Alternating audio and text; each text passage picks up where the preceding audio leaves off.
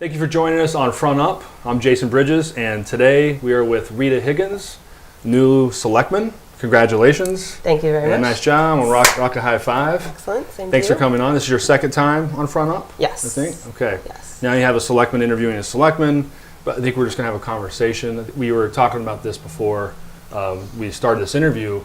You and I have so many good conversations, maybe after a board meeting or over coffee, but they're never really for public use, really just exploring ideas. So I want to ask you, what's one of the conversations that you'd like to see more of?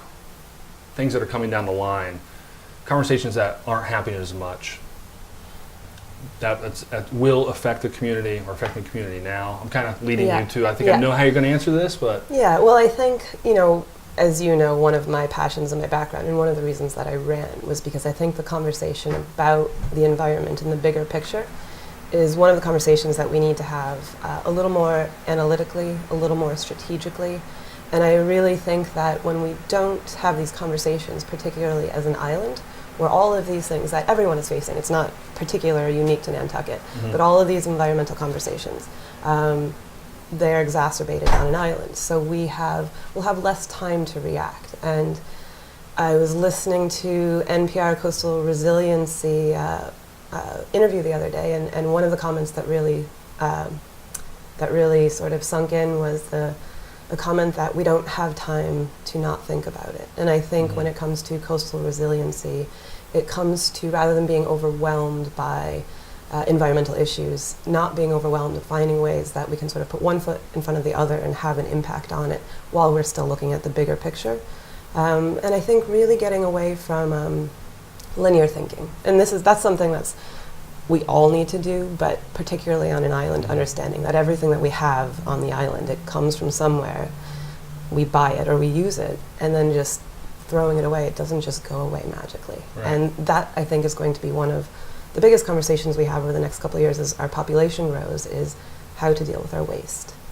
And another contentious one, because I think waste and water is something that we all share an interest in, is the idea of growth and development and the unaccounted costs on the environment, because a lot of times those unaccounted costs are borne by the public. And I think that there's a perception that growth is always good, and it's infallibly good, and it brings in revenue. But I think it's only as good as our ability to account for the true cost of it. And I think, again, as an island, understanding that every time we move a bit of soil, there's an impact on the public and our natural resources. And I think when we can really account for the true cost of growth and development is when we can start to have better policy and a bigger picture idea of how we're going to deal with it. How do we find the cost of growth? What kind of conversation do we have? Is it a work group? Is it the board, all the different boards going and educating themselves on island and off island? How do we start this process? Has it already started? Where are we in that cost of growth? Because you're not necessarily 100% anti-growth. No, not at all. You're not 100% like, yay, let's build on every piece of land here either, right? There's somewhere in between. Right. And I think it is about finding that in between. And I think that there's economic costs and there's economic benefits from growth. But I think that it's the environmental costs, and right now that's just a cost. There's no environmental benefit. So how can we bring the two in alignment where they're not, maybe they won't never cancel each other out, but they're at least more on par. And I do think that, from what I'm hearing, what I heard before and what I'm hearing even more so in the past 5 months, is that with our growth, we're pushing ourselves closer to this sort of identity crisis where people don't feel like they know Nantucket anymore. And I think that, I think it's foolish to be anti-growth, because you can't change what's already changed. But I think we have to really understand what it is when we say we can't recognize Nantucket. What do we really mean? There's already more houses, there's already more cars, but how can we capture, is it the rusticity, is it the sense of community? How can we capture those sort of deeper things that we feel like are being eroded from Nantucket and incorporate those into our policy for growth and the way that we grow? Is it always maintaining trees? Is it having little shops and communities that we build? How do you capture that true essence that we feel we're losing in your policy for growth, and not just saying the only way to get that back is to reverse. So I love hearing what you're saying. I love that you're on the board. For somebody who's speaking for this. These are really big ideas that we need to have these type of conversations. How do you get that across? How do you really get the conversation going on this? Because it really is big ideas, and it's not, if you're not into this world and thinking about it, it's kind of, it almost seems too big to even to grasp, to make a difference. You said coastal resiliency. Yeah. We're a giant island. Where do you even start? Yeah. I mean, yes, we've all heard like what's happening in Baxter Road and Matica, but there's a lot of big infrastructure things coming down the line that we have to start thinking about now. Yeah. 20, 30, 40 years down the road. Yeah. Where do you start? What's your plan? Well, one of the best places to start, I think, is just working on having an informed opinion. It was breakthrough the other day. My dad called me up and said, "Can you recommend any books on climate change?" And I think that's huge. My dad isn't someone who's ever really thought about climate change. It's something about, for 15, almost 20 years now, it's something that's been at the forefront for me in the things that I've studied and the work that I've done. And I think that I think there's a lot of opinions out there that aren't necessarily, they're based on fear, they're based on on hearsay. But I think really working to have an informed opinion, and I think forming an opinion, maybe not on the answer or the solution, because I don't think there's one solution, but at least to understand the different factors. I think that... what book did you tell your gosh, dad? I had to... Did you get like 10? Yeah. There's I can pass it on. We can share it, but there's some older ones and some newer ones. I think there's a great one called "The World Without Us" that talks about the resiliency of the environment and our impact. You might be surprised, but I've actually read that. Have you? Great. Yeah, it's been around for 10 years, I think. Yeah. Cradle to Cradle is a great one that hopefully a lot of people have read about rethinking the way we look at waste and seeing waste as an economic opportunity as opposed to something that is always a cost. And there's a newer one, Naomi Klein book. This is the time. I can't quite remember. We can Google it. We can Naomi Google Klein. it, Yeah, we can look it up. I'll go to the bookstore and ask them. But I think just forming an opinion based on facts and understanding different opinions and different perspectives is a great place to start. I think going back to what you're saying about, where can you start? It's also big, and that is, again, I think we really have to stop being overwhelmed by environmental issues, and understand that we do have an impact. I think one of the most interesting ones are free cage eggs, because free range or cage-free eggs. Through week to week, spending $2 extra on cage-free eggs, an entire industry has shifted. And I think that's one where it's very easy to say, what I spend an extra $2 on a week at the grocery store makes no difference. But it's changed a multi-million-dollar industry. So I think it's about understanding that small changes can make a difference, and then understanding what those are. And I think for some of the bigger picture ones, again, coastal resiliency, none of us are responsible for the answer, but I think responsible for understanding the factors and the influences and how we play a part in that. Do you think that we could use an issue at the board, town administration, different organizations on the island? Could you use something like waste options, the dump, the landfill, to really get that conversation going? Because we all use it, and it affects us all. Is that something, and I know you've done a lot of work on that in this past weekend, maybe you can talk about some of the same things you did and saw. And I do think waste options is a great one, because we really have an imminent opportunity for change when the contract comes up. And I think that it's also one that so many of us were, I think, very proud of the accolades we got when the contract first started, and everyone said, look at Nantucket, look at what a great job they're doing, look at what they're setting up. And I think that a lot of people have gone to our dump in the past and really enjoy going to the dump, where it's a part of your week, it's a part of the ritual. And I think across the board, the feeling is that is really gone. It's not fun. So I think that it's a good one to start with, because it brings all those bigger concepts into a very tangible thing that we can do, and that we can change, and that we can define. And this weekend, I was in Martha's Vineyard for a Renewable Energy Summit, which was fantastic. But I also did a tour of the dumps, which the cab drivers were scratching their heads. They couldn't Why do you want to quite get their heads around. Yeah. You want to go where? So I made it to the Edgartown transfer station, which was their major transfer station. And they have 4 or 5 Yeah. ones, right? Edgartown's the biggest? Yeah. Okay. Edgartown is where all the little transfer stations end up with Okay. all their goods, and then that Oh. gets shipped off. Same size as ours? Bigger? Yeah, just very, very different. Okay. Ours is actually quite big. I think sort of what we see, I guess I suppose if you're going in around back, you do see quite a bit. But the West Tisbury one was the one I also went to, and it was interesting. You pull in, there's a really beautiful little shed that is what they call the dumptique, which is a luxurious version of our take it or leave it, but everything's sorted and on hangers, and I think our take it or leave it is really one where we could make that a lot better. So they had a dumptique. They have capped their landfill, and they have solar panels now on their capped landfill, and it's very small. They have some specialized containers for recyclables, and they are also separating kitchen waste. Right. Now you mentioned that to me the other day, and you had kind of Yeah. explained to me. So I didn't understand how could you do that with thousands of people come in a day? Yeah, it's specialized buckets, and they are just 5-gallon buckets, like you might see cooking oil in, but they are labeled and they're green and they're handy, and depending on your household, you can have 1 or you can have 2.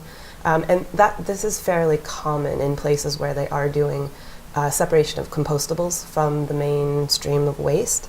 And again, I've seen it directly in Dublin, Montreal,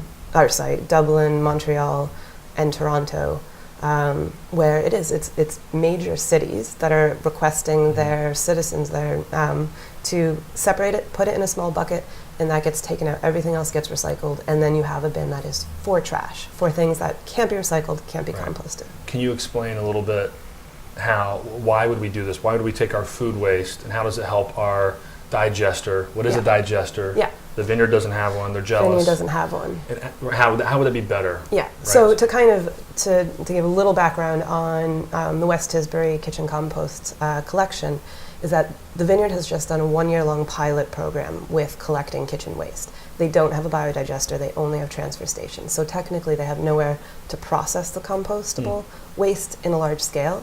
But what they did is they worked with a local farm, Morning Glory Farm, who was given the permission to compost large scale for the year. So when I was talking to people about this, it was interesting because the first thing they said, anyone who knows Nantucket or knows compostables, they said, well, you have a biodigester. And there was palpable jealousy about our biodigester. And they're right, if they had a biodigester, they could be processing all that compost for the entire island easily. But what's happened with us is that because we never set up specifically a system where you remove your compostables from the rest of your trash, we're putting things into the digester that shouldn't be going in there. And what's happening is instead of putting in garbage and getting out a usable material like a beautiful compost, we're essentially putting in garbage and getting out more garbage. So it's reduced in volume, but we're getting compost that it would be usable, but it's not used at the scale that it could be used at because there's other things the quality isn't a high quality. And then we're also, anything that goes to the biodigester that can't be processed by the biodigester is essentially what's going into our lined landfill cells. So we're totally underutilizing our biodigester, and I think the fix is simple, and it's not a huge mountain to leap, but it's a matter of changing our habits and understanding how our biodigester works. But when I first got here in '99, I remember I went to a friend's house, had me over for dinner. I took maybe I had an aluminum can or something, I just threw it in the trash, and the whole place got silent. I could hear a pin drop. Like, whoa, whoa, whoa. Yeah. I had no idea. That culture from the Midwest wasn't there at all. Yeah. So I was very impressed that there was this culture across the whole island. Yep. You separate. Yeah. So there is that here. Yeah. I felt it back in '99, 2000. How do we add this on? How do we layer that on? Well, I Kitchen- think, No. I think I think where we're really starting to fall down with the way our dump works at the moment is that there's just a lack of clarity about how to recycle. And as soon as things like garbage become less convenient, it's one of those things people get overwhelmed by it. If it's not obvious, if it's not clear and convenient, then people kind of give up a little bit. And so I think you're seeing that happen with everything that goes to the dump. But I think that it would be a process of sort of renewing people's interest, increasing the clarity, making it all convenient, easy to understand, and just saying glass, recyclables, these are recyclables, because that gets confusing. Number 6, number 2, which plastic goes where. Here's trash, here's what trash is, and here are compostables. And again, I think I took a photo of a little shop in Hyannis that has 3 bins, and they just have little signs, and they're very clear, very simple, and it's dead obvious what's going where. So it just has to be outlined and made clear. There could be maybe things with the chamber, working with businesses and restaurants, Yep. making it easy for them. Yep. Maybe we have to put it in the budget, and we're handing these things out to make it really easy for people for Yep. years. Yeah, and right? I think that, our dump has a lot of issues, and I think it's one of those where, although I think ideally you would try and sort of improve all of it at once, I do think it would be very beneficial to at least start with a compost. At least our biodigester is one of the biggest consumers of energy on the island, and if it's going to consume that much energy, Let's it use may it. as well be working for Right. us. Yeah. So What will happen if we do nothing about waste options of landfill, all these other things that we can do about where our trash? If we don't start thinking about it and talking about it as a community, as a whole island, what's going to happen? Well, it looks like if we continue on the same trajectory, we are going to be increasing the amount of garbage waste that we're generating. So there's a cost to that. We are going to continue to have to create lined cells, which becomes an issue. There's constant oversight in terms of any environmental issues that might be caused as a result of that. There's a cost, and it just becomes, at what point does that end? Because if we just continue lining landfill cells, then we need more land.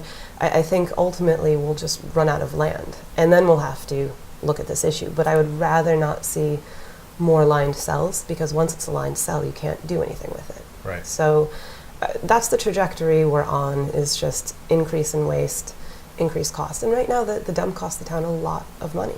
And I think that will only continue if we don't do it differently. So there's other solutions than spending $50, $100 million and having a whole new system or some new technology that I don't even understand.